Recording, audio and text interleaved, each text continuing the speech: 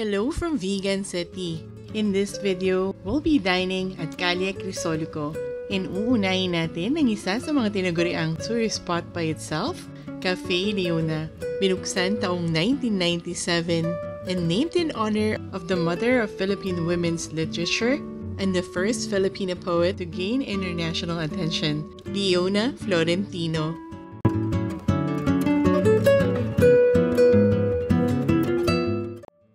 The restaurant is also situated in the actual Florentino ancestral home. And nandito tayo sa kanilang alfresco dining area.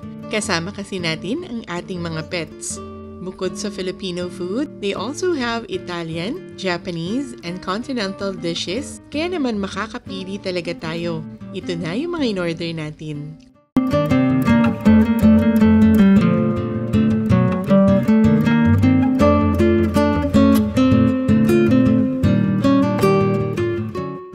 Nag-crave din tayo ng pansit.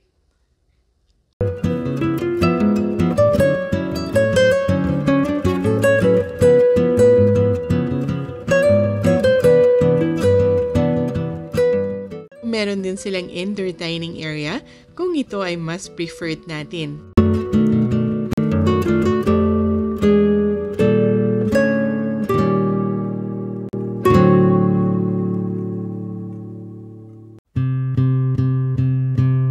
Ngayon naman ay papunta na tayo sa susunod nating kakainan na nasa kabilang dulo lang ng Cafe Leona.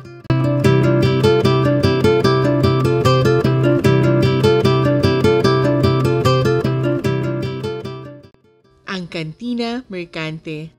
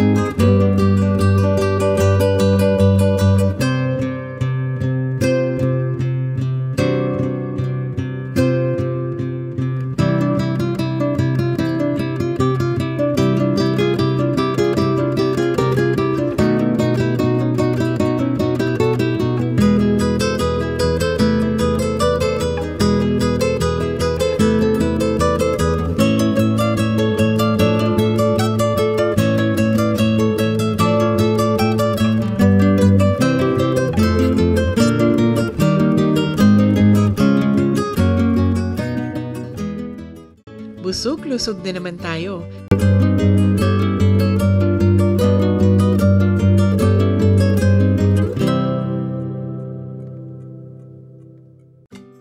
Isang araw, pinuntahan din namin itong Amian Cafe. Isa ito sa mga pinakabagong tambayan dito pero hindi nagpapatalo lalo na pagdating sa kanilang premium coffee made of locally sourced coffee beans and high-quality, flavorful lineup of comfort food. And I say that from our own personal experience here.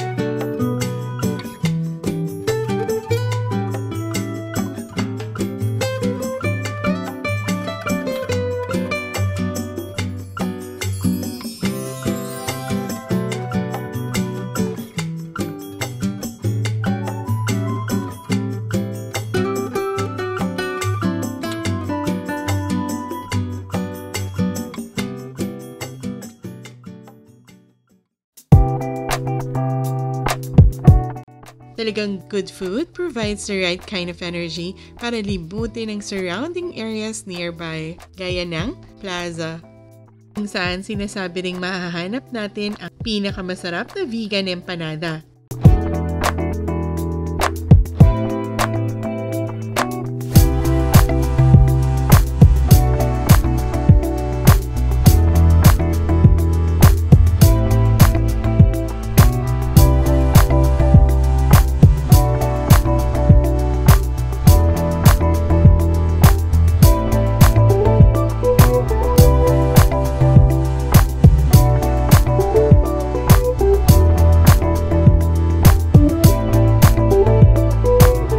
Dito nga pala ang dancing fountain show sa gabi.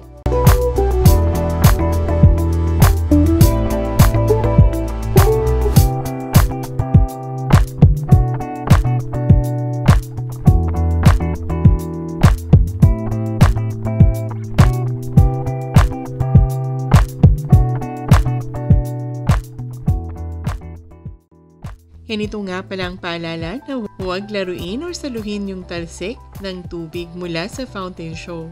Actually, may allotted distance para hindi tayo abutin ng tubig. Huwag na lamang tayong lumagpas rito. Meron din namang maintenance schedule pero hindi lang natin naabutan sa video na ito.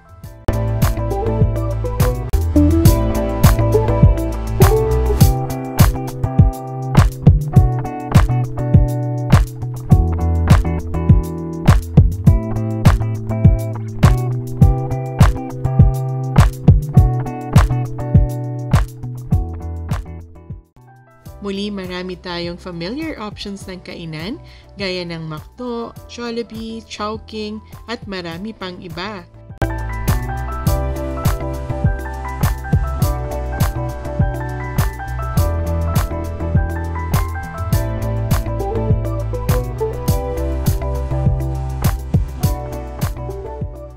Ang sigurado, saan man natin piliin kumain, masaya ang salo-salo, lalo na kung kasama ang mga nagpapasarap sa ating buhay.